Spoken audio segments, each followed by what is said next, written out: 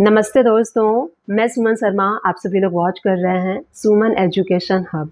आज के इस वीडियो में डिस्कस करने वाले हैं बजट में टीडीएस ऑन सैलरी के ऊपर जो कैलकुलेशन आपको करनी है उसके बारे में आज हम इस वीडियो में डिस्कस करने वाले हैं। तो 1 अक्टूबर 2024 से आपको टीडीएस की कैलकुलेशन ऑन सैलरी पे एक नए तरीके से करनी है। कैसे करनी है ये मैं आपको आगे आज के इस वीडियो में बताने वाली हूँ। वीडियो को स्टार्ट करने से पहले आप सभी लोगों को मैं थैंक्स करना चाहती हूँ।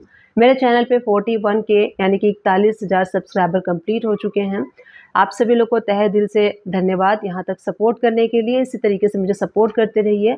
एक और चैनल है मेरा इंग्लिश लैंग्वेज पे, सुमन एजुकेशन हब इंग्लिश। उस चैनल को भी आप वॉच कर सकते हैं अगर आप अकाउंटिंग का वर्क इंग्लिश लैंग्वेज में सीखना चाहते हैं। तो आज के इस वीडियो में डिस्कस करने वाले हैं सैलरी के ऊपर जो टीडीएस अब तक आप कैलकुलेट करते आए हैं, अब आपको एक नए तरीके से सैलरी पे टीडीएस को कैलकुलेट करना है फ्रॉम 1 अक्टूबर 2024। कैसे कैलकुलेट करना है वो भी मैं आपको इस वीडियो में बताऊंगी। अब तक क्या होता था कि जब मान लीजिए आप किसी एमएनसी कंपनी में काम करते हैं, किसी अच्छी कंपनी में काम करते हैं जहाँ पे कि आपका सैलरी पैकेज पैकेज 40-50 लाख है और वहाँ पे आपको आपके जो एम्प्लॉयर हैं वो टीडीएस डिडक्ट करके आपको सैलरी प्रोवाइड करते थे। आपको वहाँ पे इन्फॉर्म करना होता था। अप्रैल मंथ में टीडीएस की कैलकुलेशन पूरे साल की कर ली जाती है और एवरी मंथ यानी कि 12 मंथ में डिवाइड करके एवरी मंथ आपके सैलरी से टीडीएस को डिडक्ट करके और आपको पे कर दिया जाता है। आपको डिक्लेरेशन देना होता है ईयर के स्टार्टिंग में, यानी कि अप्रैल मंथ में आपको अपने एम्प्लॉयर को, आपको अपने कंपनी को एक डिक्लेरेशन देना होता है कि आप न्यू रिजिम ऑप्ट करना चाहते हैं या फिर ओल्ड रिजिम। अगर आप ओल्ड रिजिम ऑप्ट करना चाहते हैं तो कंपनी, आपका एम्प्लॉयर जो है उसके अकॉर्डिंग टीडीएस का कैलकुलेशन करता है और 12 मंथ में डिवाइड करके एवरी मंथ जो है टीडीएस आपके सैलरी से डिडक्ट कर ली जाती है।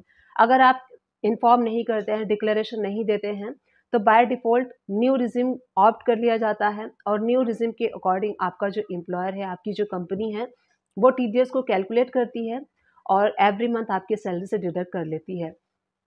अगर आप व्हीकल परचेस करते हैं तो व्हीकल कंपनी आपका एट द रेट ऑफ 1% से टीसीएस कलेक्ट कर लेती है एंड गवर्नमेंट को पे कर देती है। पहले क्या होता था, जो टीसीएस आपका कलेक्ट किया जाता था वो एडजस्ट नहीं किया जाता था आपके टीडीएस के अमाउंट में।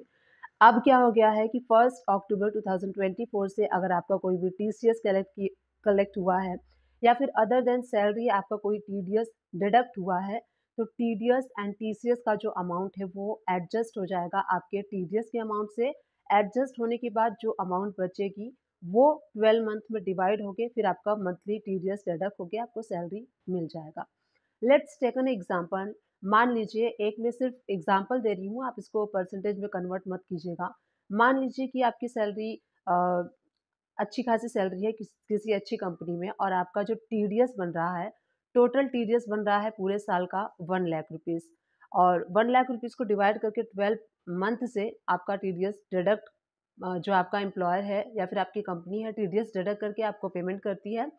और आपने मान लीजिए व्हीकल परचेस किया है तो वहाँ पे आपका टीसीएस कलेक्ट हुआ है 25,000, तो 1 लाख में से 25,000 माइनस हो जाएगा, एडजस्ट हो जाएगा और 75,000 पे आपका जो टीडीएस है वो 12 मंथ में डिवाइड करके जो आपका एम्प्लॉयर है, जो आपकी कंपनी है, वो टीडीएस आपका जमा करा देगी।